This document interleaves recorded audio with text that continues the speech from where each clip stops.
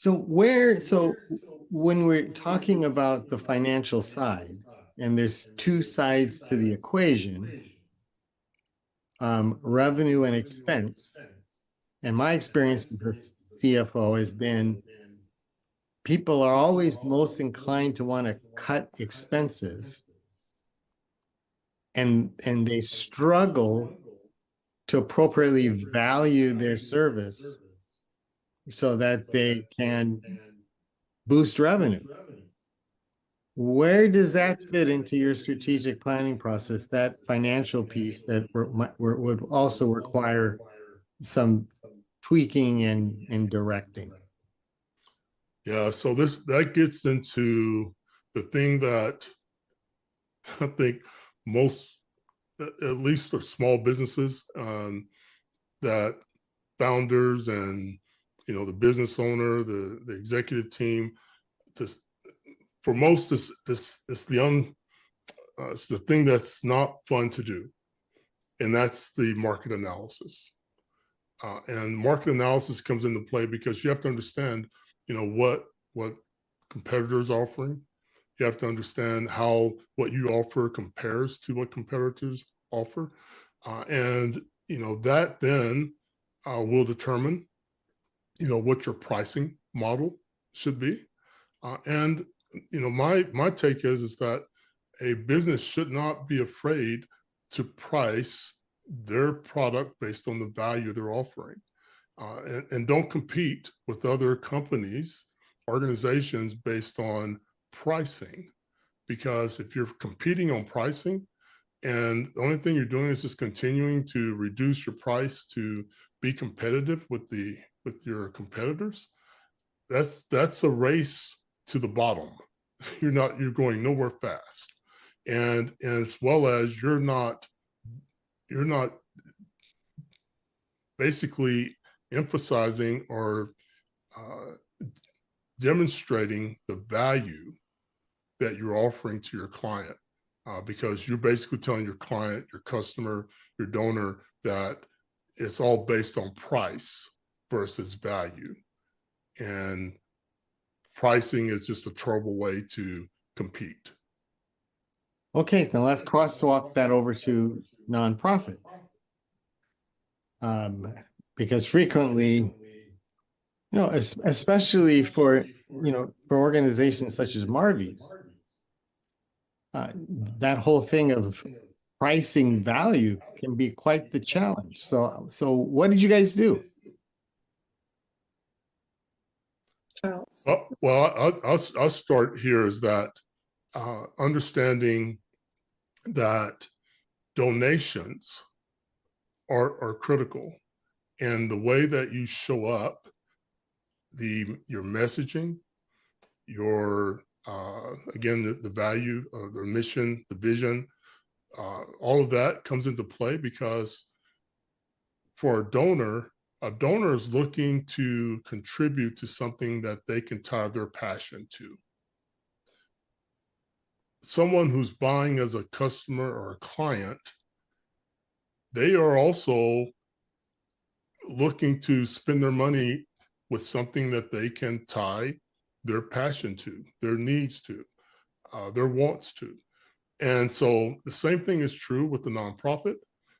And with the nonprofit, yeah, you want the larger donations, but you also understand that with a nonprofit, those donations, the smaller donations, actually become the backbone of the organization, because the smaller donations are the ones that you're going to get more of those than the larger ones.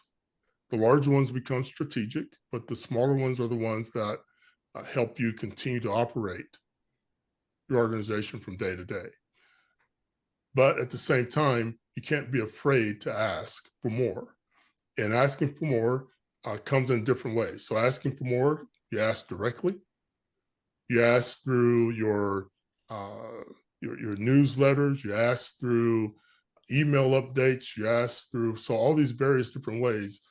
You're always emphasizing a need for donations, and you do it in a very professional way. you're not begging, but you always want to make sure that there's awareness that the organization functions through the process of donations and volunteers. Let me get really crude here for a second. Again, as a CFO as well as a past HR person, one of the things that I quickly recognized was the reality of how we deliver value. So we're attracting clients who value us and the staff who work for us. And I differentiate that from what I call the client from hell, who wants everything, but they don't value what's being delivered, and it eats up resources that otherwise could have been spent on growing with clients that value what's being articulated, and you don't settle.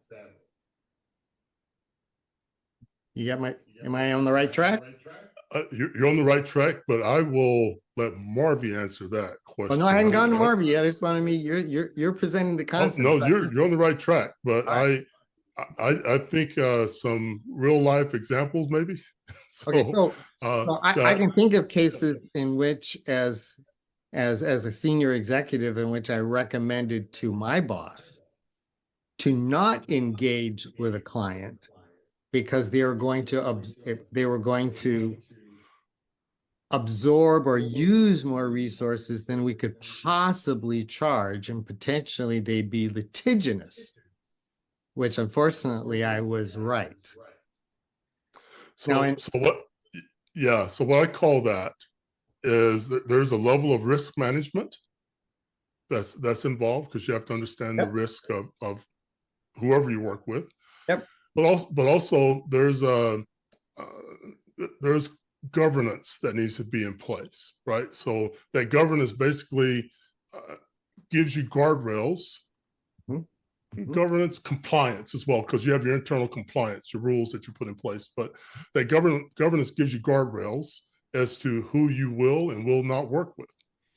And then there's also a financial component, because now you have a budget in place, or should have a budget in place, as to how you apply your budget toward acquiring or helping your clients, your customers, your donors. So, but I'll leave it at a high level there, and Marvy probably has some examples, not using names or anything, but some examples of how that works. Well, I'll have a specific question for her in one moment, but I want to make one more point to what you're saying. Okay.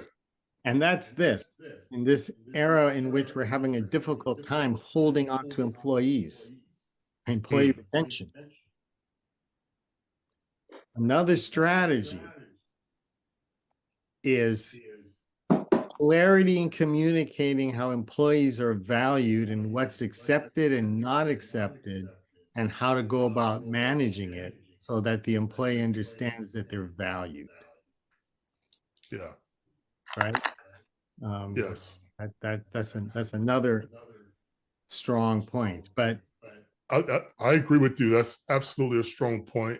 And that goes really back to those fundamentals that I mentioned earlier, because whether you're hiring or whether you are setting objectives for your employees, the unique value proposition, the vision, the mission of the company, it all comes into play, because if everyone can be passionate about what the company is offering, what the company is about, what the organization is doing, if everyone can be passionate about that and understand their role, then it helps with that retention.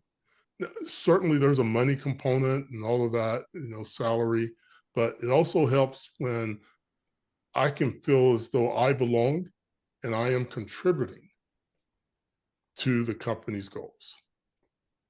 Yep. And that is being valued. So that's being valued. and is being valued. So Marvy, for you, you mentioned this earlier, and so let's tie it back to nonprofit and your company specifically.